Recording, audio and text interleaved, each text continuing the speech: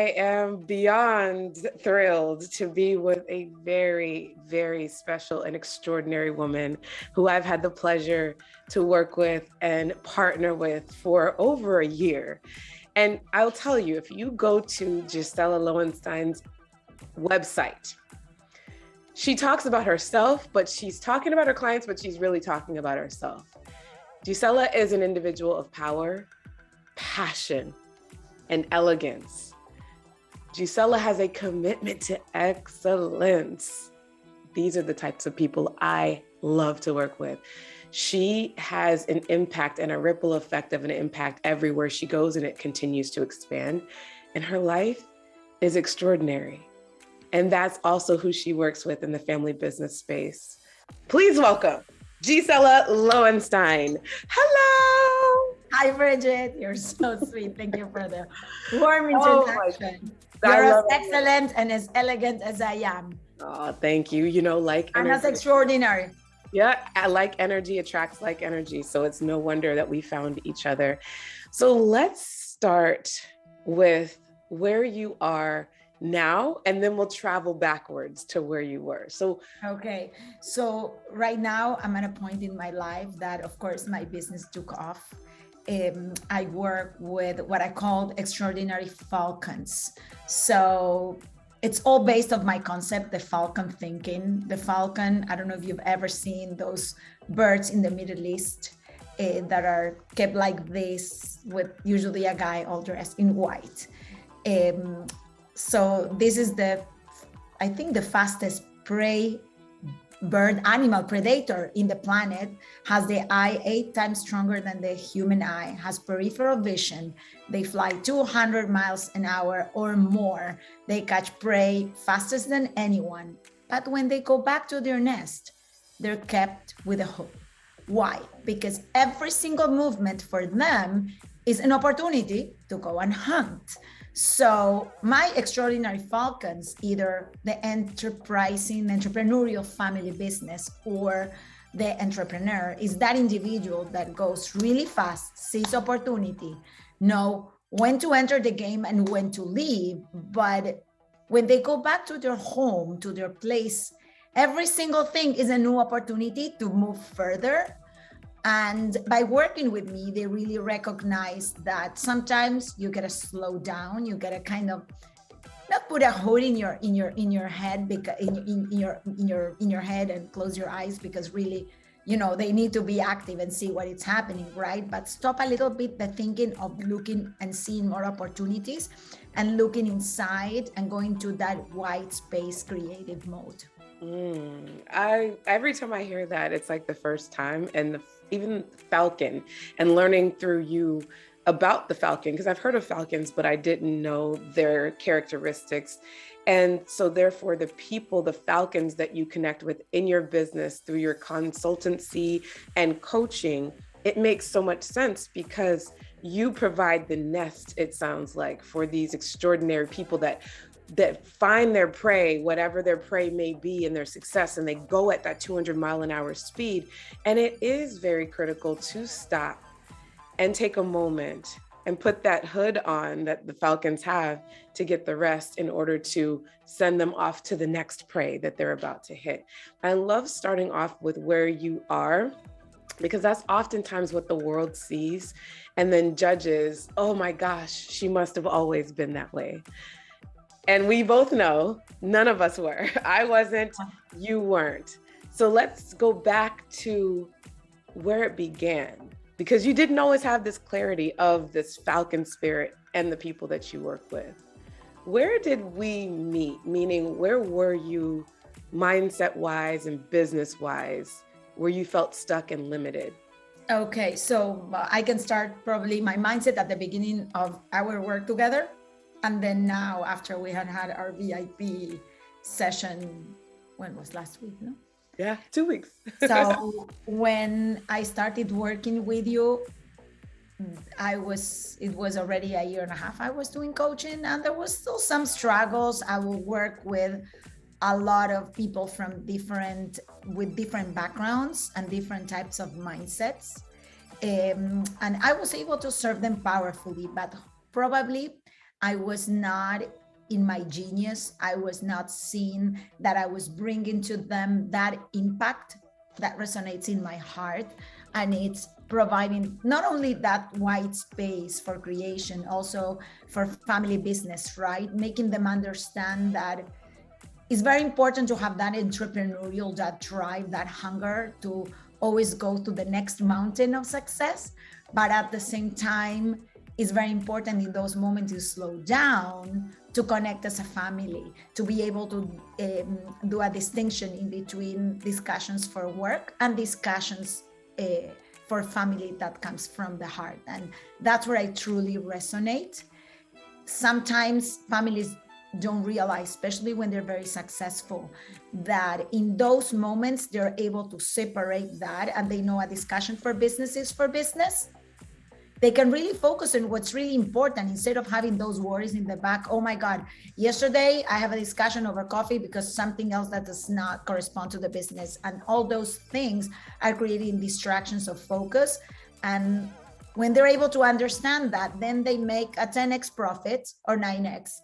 They are able to cut from complexity and know where things are simple, and just don't give that much of attention of those little issues that we all have in our daily living, and focus on what's really important for them in business and also in the family, right? And you understand this idea of consciousness, of knowing that everything is a choice and you're not driven by the circumstances, and take ownership. Be in command, don't be in control. Don't be a micromanager. Understanding that you're going to inspire more the next generation by empowering and at the same time allowing them to fail, and trusting the things you've given them, how you brought your family up, which were those values, because those are there. If you don't see them, you're in a family business, are there. But these things that are bothering in the present moment are not allowing both parts to see it. Yeah, that's such an incredible space that I remember when we did first start working together after a year and a half of being on your own in your business, you were trying multiple things. I remember you worked with entrepreneurs, young entrepreneurs, and then finally landing in this family business space. The clarity with which you speak about it, the way that you define them as falcons, is so impactful and so inspiring to me, Gisela, because you have taken your own life experience and the gifts that have come from it, and you are able to insert yourself into people that make the greatest impact in this life. When you're able to affect the energetic resonance and frequency and power of a family business, to really recognize, okay, this is family, this is business, let's be clear about it, then you elevate the power that already exists for them, but even more so, and for the people that they then touch from their entrepreneurial ventures and things of that nature. What is it, would you say, specifically related to our partnership and coaching, allowed for this clarity that you have now? I think working more and more in myself. And, when we started saying, okay, I want to take this to the next level, without knowing I was going to end working with this ecosystem, this group of people, because the more I tune into my story, I realize I understand how they feel in their shoes, right? I'm coming from a broken family business, and really, life taught me things were supposed to be in a certain way, because I grew up without grandparents, I think for more than 10 or 12 years, right? And without not a lot of cousins and uncles. And then they were all back in my life, and I was already almost an adult. I was in close, I think 18 or 19 years old. So seeing probably, I am in a family business right now. My husband is a CEO of a family business. We've been married for 28 years. So probably the product of my own evolution is bringing this wisdom into others' experience. And at the same time, the understanding what means wealth, the understanding what is taking decisions that are taken for the business, but are not taken to affect especially someone. The understanding that sometimes you gotta be wise, and sometimes you gotta look at a bigger picture, because every single business has challenges. And, always have the falcon thinking. You gotta look 180 at least. The falcon has this peripheral vision that when we're so focused into the opportunity, we lost sight of what it's around us. Absolutely. Oh, it's such beautiful work that you do. Tell me, how would you describe working with me as your coach? Well, it's an experience. One of my favorite words. Yeah, but if you weren't here and I have to say, okay, Bridgette has an unbelievable energy. She's extremely empowering. And at the same time, she challenges your thinking with that sweet voice. Sometimes it's about just one question or one thing that was brought up in our sessions that then, if you do want to do the work, because some people don't want to do the work, and you reflect, then those things, they stay like ticks and they bring further insights. I have to say, yeah, because I got more than a few insights through our sessions, but I think was also the product of bringing our conversations in moments of white spaces, where, okay, we got to work on this, Gisela. Let's reflect, sit. What do we spoke? Go back to my notes and say, you know what? I'm connecting things wrong, or stop doing this, because we both know, right? With coaching, we work on behavior. So, and behavior creates reality. Behavior transforms and modifies sometimes the way we think when we connect how we think and how we feel with the way we act. So I will say probably that gave me one of the highest impacts, right, in my performance. And at the same time, your support, right? Because you were there, when there was a challenge, you even challenged me more and told me, Gisela, this has to stop. I did. Absolutely, especially in the beginning when you were excellent at one part of business building. Relationships. And remember what I said? What did I say at that point? This has to stop. Stop telling your stories. It's time to sell. Exactly. And I have to say that over there, because I came up with this concept of the falcon thinking, I started writing my book now on it. So the falcon is focused, executes. So it was more about execution, because I know I'm a big visionary, but it was on the execution part, right? And that connects to behavior, to performance, right? So yeah. Absolutely. Thank you. Well said. Now, you've experienced a VIP day with me, which is an intense 4 hours, me and you creating strategy. Yeah. What would you say was the most impactful from that VIP experience? I say probably, even though my business took off and, now things are working really well, is just going back to writing down the next steps so that there's a follow through and committing for more. Yeah, I love that. Because, if we don't commit for more and we stay where we are, then at least for me, it's going to be boring. And, I think that we are an extension of our own clients, right? So my clients are the same. And if I don't expand my thinking over and over again, then I won't be able to challenge and expand the thinking of those that are around myself. So, yeah. And that's one thing I so admire about you. From the very first time we met, you're always willing and never afraid to get clarity, to expand your thinking, to be challenged, and to jump into the space of opportunity to create something magnificent. And that's the type of human I love to work with, that inspires me right back. And so I thank you for that experience. No, so in closing, Gisela, I love to ask my famous question around limitlessness, since I focus on being limitless. How would you define limitlessness? Okay, so limitlessness, it's the infinite, right? So I will say, as long as we embrace this curiosity for life, and we can be happy, satisfied, but we don't think we achieved the peak. There's always a next mountain to climb, limitlessness will be present. So for me, that is limitlessness. Be always open, be always curious, and be always wanting to learn and know more, and to challenge yourself and to try new things, right? And detaching from wanting to be right and wanting to control, and accepting things as they are, but at the same time staying in our lane, or change lanes also, because sometimes we don't stay in the lane we're supposed to be, you know. But you know, the awareness of saying, you know what, I gotta go here now because this is not working for me.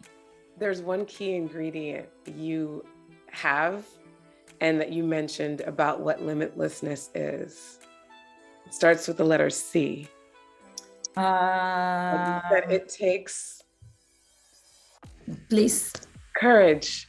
Oh, yeah, no, of course. Yeah, you need courage, because let's say we don't know what's going to happen on the other side, right? When you start again, let's say you do a mountain, you got to go down to the valley and do it all over again. So I believe that the courage is that force that will always keep the hunger going for what comes next, for more knowledge, for more achievement, and at the same time personal fulfillment, right? Because the most we attach our personal fulfillment to what we want to create, then the more courage comes to us. Yeah. Oh, that's such a beautiful distinction, or not even a distinction, but a formula that we can check in on our level of fulfillment. How fulfilled am I?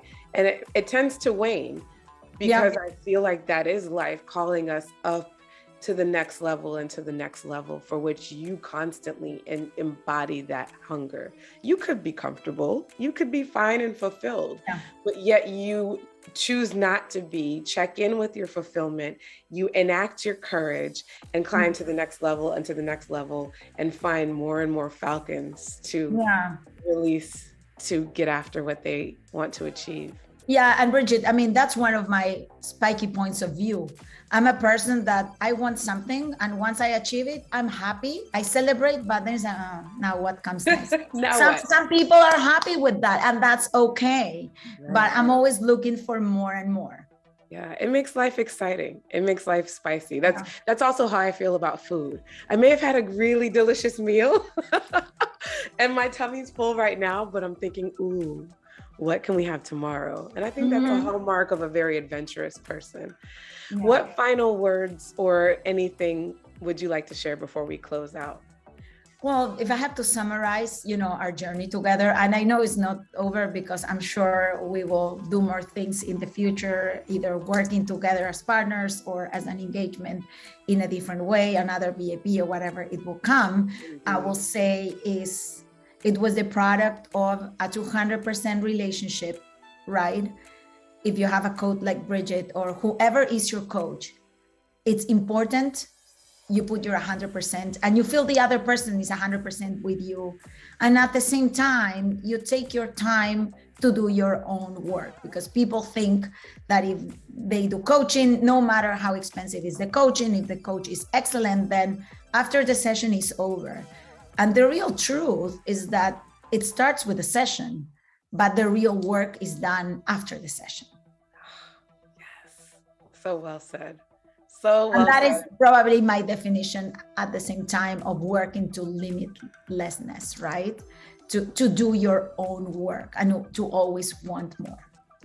Beautiful, beautiful. Gisela, it has been a pleasure, not only today with our conversation, but in our journey so far, because I agree we have so much more to do together in so many different capacities. And I can't wait to keep climbing the mountain and being one of your falcons flying high. Thank you so much for this experience and the experience and pleasure of coaching you. Oh, thank you for your wisdom, your dedication, and your bright wisdom and your bright challenge at the same time, Bridgette, because you do challenge, but you challenge also from your heart, and you challenge from the impact you want to create in your world. And that was a big example for me to, continue growing in my own journey. Thank you. If it doesn't challenge you, it won't change you, right? Yeah. Thanks, Gisela.